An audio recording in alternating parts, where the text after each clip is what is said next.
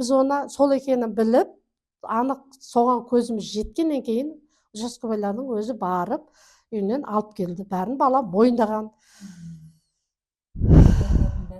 Бәрін мойындапты, апардым, мен тиіспедім деген.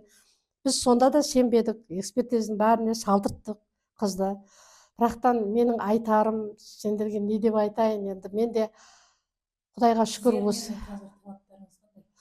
Біздің талабымыз болғанда, біз енді бияғы енді не болса да бияқты өкімет, өзімізді әкеміздей болып қалған өкімет тыныш қоймас, жазасын алар, басқа қылар. Ояқты сілтемеген күнде біздің мына мектеп негізі жақсы болмай тұр.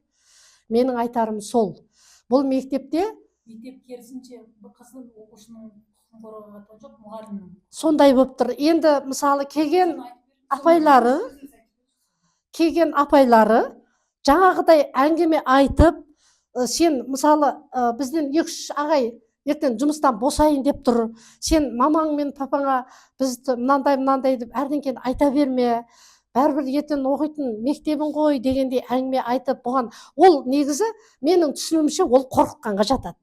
Менің түсінуімше, мен анамын ғой, мен білем да.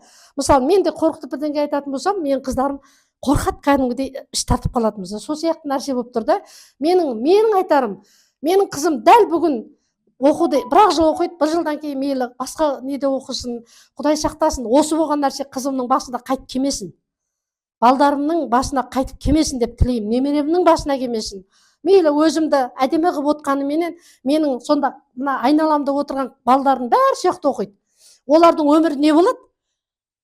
Анық жақсы оқытатын болса, жақсы андай мұғалім болып осыларға жаңағы 11 жылдық жаңағы ашылған мектеп болса, тастай, тақадай болып, мен болса да өрдің апайлары өзінің мойнына ештеңені алып тұрған жоқ. Сол ағай жақты қорғайды, әліге дейін сол аяқты қорғайды.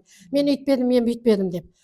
Өзі неге олар несіне қорқады? Ондай тірлік болған екен. Иә, дене шынықтырудан беретін мұғалім болған. Қазығұртта тұрады екен. Отбасы кепістерін кешірім сұрады. Кешірім сұрап жатыр ғой, оның да жаңағыдай мүгедек баласы бар екен, несі бар екен. Мен бұларға мен шей бетпеймін, просто айтып отырмын ғой. Менің қызым неге оншалықты қорлану керек? Неге ол мектепте жаңақты басқа балдар құсап, оқып, мүмкін менің қыздыма істеп жатқан, бұлар қазір мені өздері қорғап, ағайларын қорғап, директорын қорғап, өздері қорғай беретін болса, сонда оқушылар қайда қалды? Оқушылар қайда қалды? Қорғасын соларды да. Олар өзінің қызы болмаса да сіңілісіндей ғой. Ол қорғасын, білімін жақсылап берсін. Мен соны айтарым сол, басқа айтарым. Не деп айтамын мен? Қазір енді қалай болғанда ол өзгерді ғой. Өзгерді ол, өзгергенде вообще бұрынғы тұйық мінезі вообще тұйық болып қалды мысалда. Мен оған ештеңке демеймін, ұрыспаймын, үйтпеймін, соқпаймын. Неге үйтіп айтуым керек? Ол әлі кішкентай. Айтып отырмын ғой, қазір оның уақыты да.